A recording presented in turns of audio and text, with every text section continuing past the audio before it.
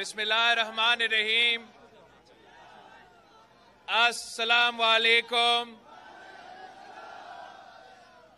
نعرے بھٹو.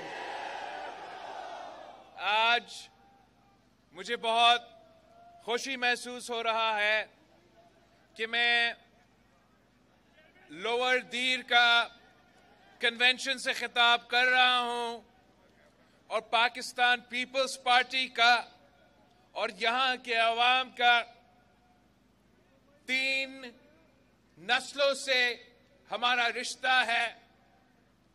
آپ نے، یہاں کے عوام نے، یہاں کے بزرگوں نے قائد عوام شہید ذوالفقار علی بھٹو کے ساتھ دیا تو آپ نے اس ملک کو جو سرزمین بے آئین تھا، آپ نے ہمیں اپنا اسلامی وفاقی جمہوری آئین دلوایا. آپ نے پاکستان کے عام آدمی کو، غریب آدمی کو ووٹ کا طاقت دلوایا. آپ نے مزدوروں کو ان کا حقوق دلوایا، کسانوں کو ان کا حقوق دلوایا. اس ملک کو اٹامک پاور بنایا.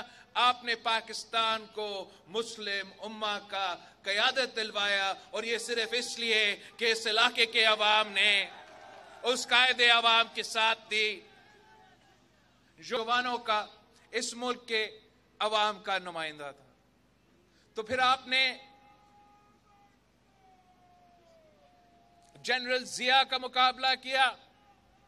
آپ شہید محترمہ بے نظیر بھٹو کے ساتھ شانہ بشانہ کھڑے رہے، اور یہی وجہ تھی کہ ایک نہتی لڑکی نے ایک نہیں 2 آمروں کا مقابلہ کیا.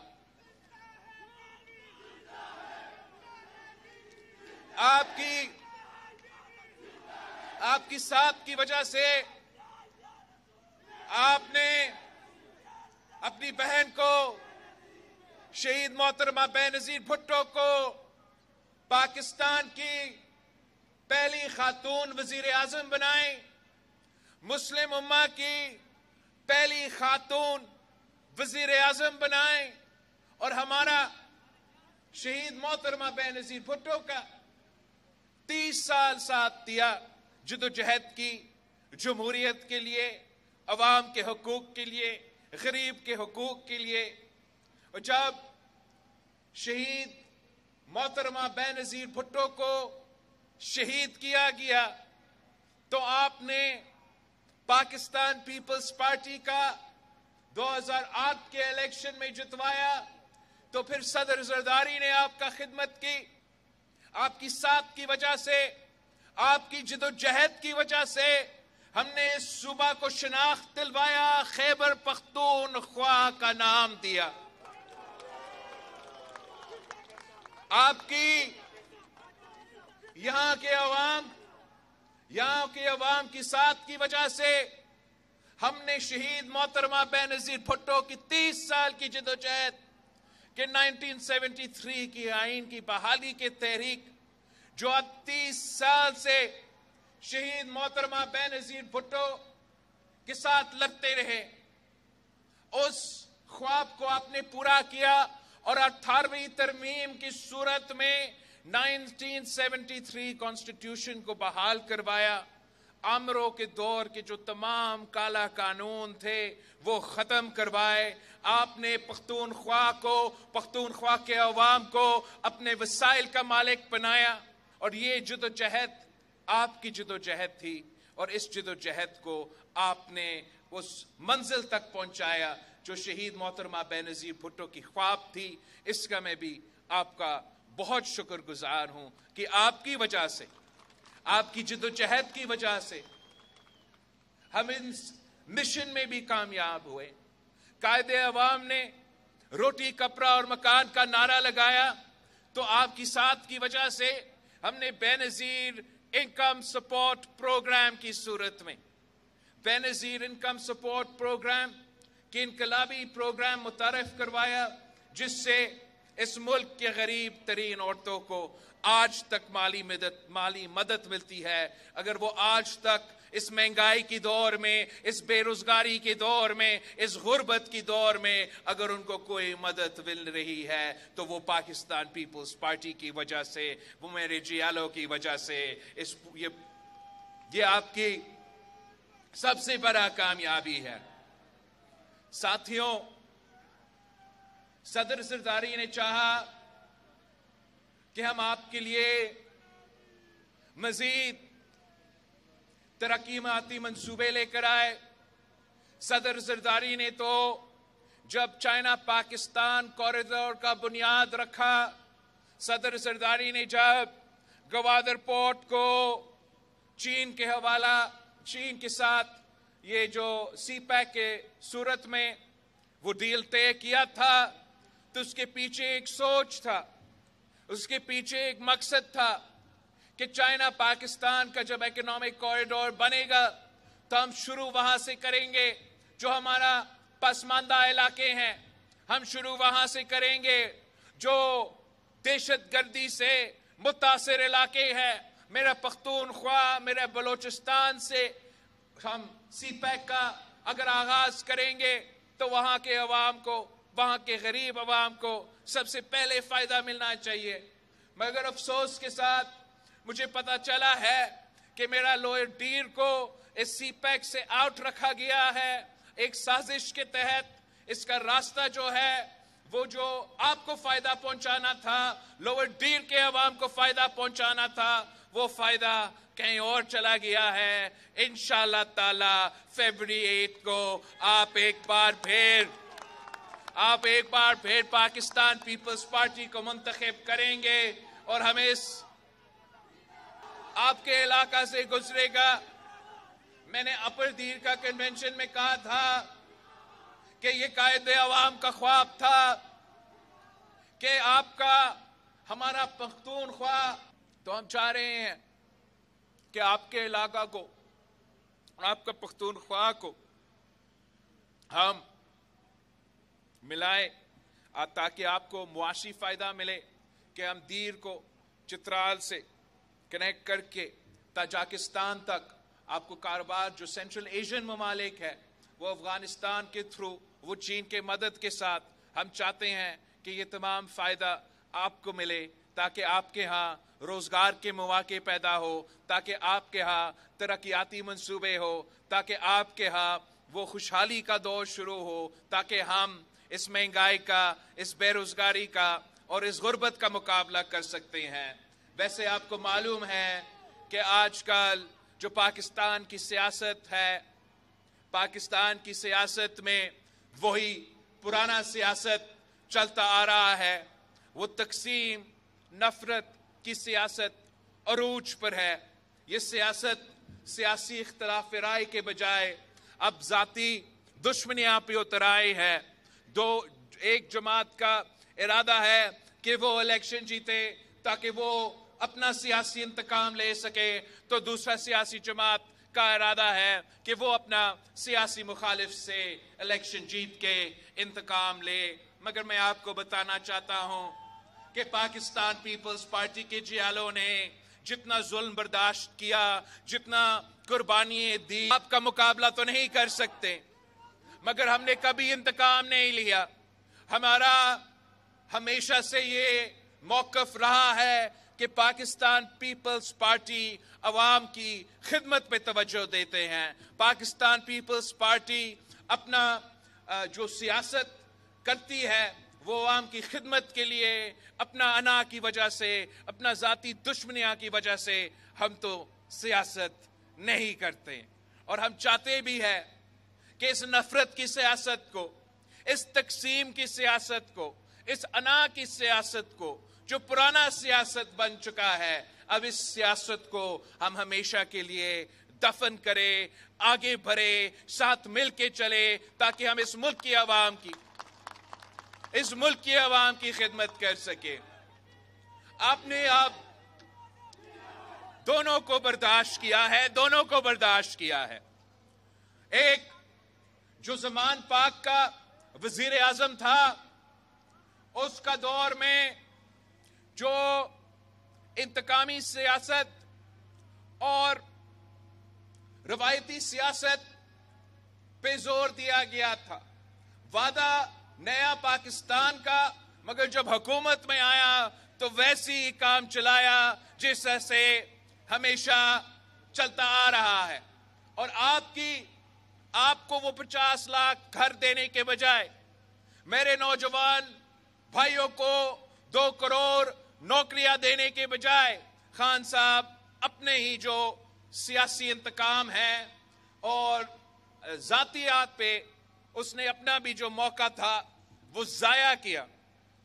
دوسرا جو رائیونڈ کا وزیر اعظم تھا، رائیونڈ کا وزیر اعظم نے اب 3 بار وزیر اعظم تو بن چکا ہے اور کوشش میں ہے کہ اس کو 4تھی بار سلیکٹ کیا جائے۔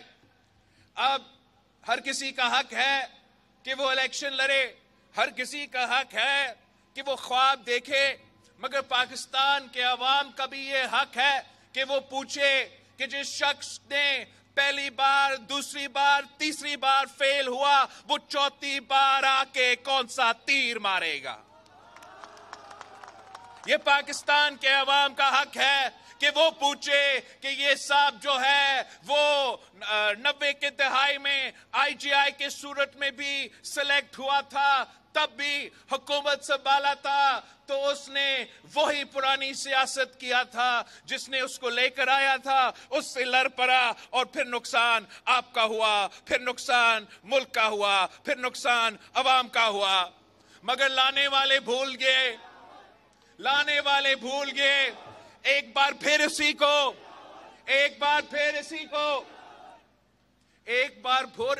اسی کو دوسری بار وزیر اعظم بنایا، 2 تہائی اکثریت دلوایا گیا، مگر آپ کا خدمت کرنے کے بجائے، عوام کو ترقی دلوانے کے بجائے، میرے نوجوانوں کو روزگار دلوانے کے بجائے، تب بھی میاں صاحب کا شوق تھا کہ وہ اپنے آپ کو امیر المومنین بنایا جائے۔ میاں صاحب نے انہی سے لڑا، انہی سے ٹکرایا جنہوں نے اس کو 2 تہائی اکثریت دلوایا تھا۔ ایک بار پھر گھر جانا پڑا، پھر باہر جانا پڑا اور 10 سال کا آرام کیا تھا میاں صاحب نے۔ پھر ہم نے بھی سوچا، آپ نے بھی سوچا کہ تیسری بار جو ہے میاں صاحب آ کے کچھ تبدیلی لے کر آئے گا، تیسری بار جو ہے کچھ اور بنے گا، مگر وہی ایکشن ریپلے ہو گیا۔ RO الیکشن کے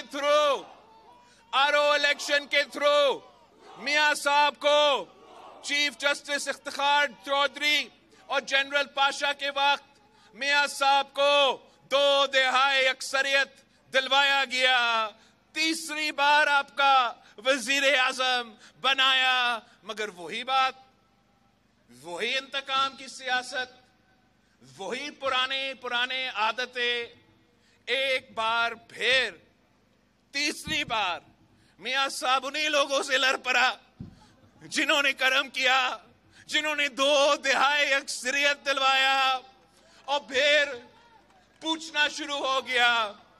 جب تیسری بار میاں صاحب کے ساتھ یہ ہوا تو ایک بار پھر پوچھنے شروع ہو گیا کہ مجھے کیوں نکالا، اور مجھے کیوں نکالا کہتے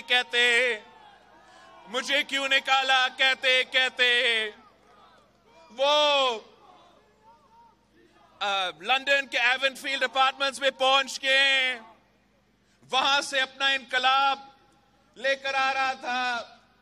اب بڑی اچھی بات ہے، آخرکار میاں صاحب واپس آ چکا ہے۔ لاہور میں بہت بڑا استقبال کروایا گیا، مگر بات وہی ہے کہ کرنا اس نے وہی ہے جو اس نے 3 دفعہ پہلے کیا تھا۔ ابھی بھی اس کا کوشش یہی ہے کہ جنہوں نے اس کے لیے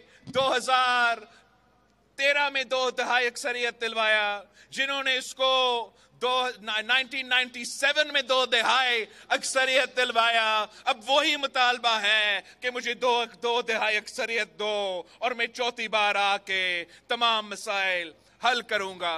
मगर आपकी हक है, पाकिस्तान के अवाम का हक है कि वो पूछे कि चौथी बार अगर मियां साहब बनेगा तो हमें अभी से मालूम है कि क्या होगा, अभी से मालूम है कि क्या होगा। मियां साहब आएगा, अगर वो वजीर आजम बनता तो वही रवायती पुरानी सियासत जो हम 3 बार भुगत चुके हैं, अब चौथी बार भुगतना पड़ेगा। उसको जिनसे वो कह रहे हैं कि मुझे 2/3 अक्सरियत दो, वो तो कह रहे कहां से दे, लेकिन अगर देते भी है तो फिर मियां साहब ने वही करना है, एक बार फिर उन्हीं से लड़ना है जो उनको हुकूमत दिलवाता है, उनसे पंगा लेगा। नुकसान आपका होगा, नुकसान पाकिस्तान का होगा। इस मुआशी बहरान में हम ना उस खिलाड़ी को अफोर्ड कर सकते हैं जो आपकी किस्मत के साथ खेलेगा, और ना चौथी बार वाला एक्सपीरियंस वाला का हम बर्दाश्त कर सकते हैं। हमें कोई नया सियासत की जरूरत है जो अवाम को सामने रखते हैं, जो अवाम के मसाइल को सामने रखते हैं, जो हुकूमत का मिलने का मतलब, हुकूमत की जिम्मेदारी मिलने का मतलब ये होगा कि आपके मसाइल हल करे। हमें वो एक ही सियासी जमात है जो कहता है कि मेरा कोई सियासी मुखालिफ नहीं है, ना जमान पाक का वजीर आजम मेरा मुखालिफ है, ना रायवन का वजीर आजम मेरा मुखालिफ है। मेरा अगर कोई मुकाबला है, मेरा सियासी जमात का कोई मुकाबला है तो इस महंगाई से, इस बेरोजगारी से, इस गुर्बत से जिससे हम तीन नस्लों से लड़ते आ रहे हैं। कायदे अवाम ने रोटी कपड़ा और मकान का नारा उठाया था, और ये मेरे आप से वादा है, मेरे नौजवानों से वादा है, उन बुजुर्गों से वादा है कि मैं और आप मिलके इंशाअल्लाह ताला कायदे अवाम का रोटी कपड़ा और मकान का नारा पूरा करेंगे। मेरा आपसे वादा है, इस मुल्क के मजदूरों से, इस मुल्क के किसानों से, इस मुल्क के तालिबे इल्मों से कि हम इंशाअल्लाह ताला आपको वो सहूलत देंगे, वो हक दिलवाएंगे जो ख्वाब कायदे अवाम ने देखा था। इंशाअल्लाह ताला हम वो तमाम काम करेंगे जो हमारे बड़ों ने शुरू किया, इंशाअल्लाह ताला हम उनको मुकम्मल करेंगे। जो शहीद मोहतरमा बेनज़ीर भुट्टो की नामुकम्मल ख्वाब थी, इंशाअल्लाह ताला मैं और आप मिलके शहीद मोहतरमा बेनज़ीर भुट्टो की ख्वाब को पूरा करेंगे। मैं खास तौर पे अपना जो दीर के खवातीन हैं उनसे बात करना चाह रहा हूं। आप मेरा पैगाम पहुंचाए कि शहीद मोहतरमा बेनज़ीर भुट्टो, मेरा वालदा इस दुनिया में नहीं रही, और मैं लोअर दीर के खवातीन का खिदमत ऐसे करना चाह रहा हूं जैसे एक बेटा अपनी मां की खिदमत करते हैं। मैं उनको बताना चाह रहा हूं कि आपको जो बेनज़ीर इनकम सपोर्ट प्रोग्राम से मदद मिलता है, इंशाअल्लाह ताला मैं हुकूमत बना के उस बेनज़ीर इनकम सपोर्ट प्रोग्राम में इजाफा करूंगा। मैं लोअर दीर के खवातीन से कहना चाह रहा हूं कि आपका बेटा हो, आपका बेटी हो, मैं उनका तालीम का बंदोबस्त करूंगा, मैं उनका रोजगार की बंदोबस्त करूंगा। इंशाअल्लाह ताला यहाँ के अवाम एक बार फिर तरक्की करेंगे। मैं अपने बुजुर्गों को बताना चाह रहा हूं कि मुझे तो कम वक्त मिला है सियासत में काम करने के लिए, मगर उस कम अरसे में मैंने आपकी खिदमत करने की कोशिश की। सिंध में जहां हमारा हुकूमत रहा है वहां मैंने ऐसे सेहत के इदारे बनाए हैं, चाहे वो दिल का इलाज के लिए NICVD हो, चाहे वो किडनी और लिवर की इलाज के लिए गम्बट हो या SIUT हो। हमने मुफ्त इलाज का इदारे बनाए हैं सिंध की हर डिस्ट्रिक्ट में। और अगर मैं सिंध के रेगिस्तान में मुफ्त इलाज करवा सकता हूं तो कोई वजह नहीं है कि लोअर दीर के पहाड़ों में मैं उसी तरीके से आपका इलाज मुफ्त इंशाअल्लाह ताला करवाऊंगा। हमने वो तमाम काम करने हैं जो हमारे बड़ों ने आपसे वादा किया था।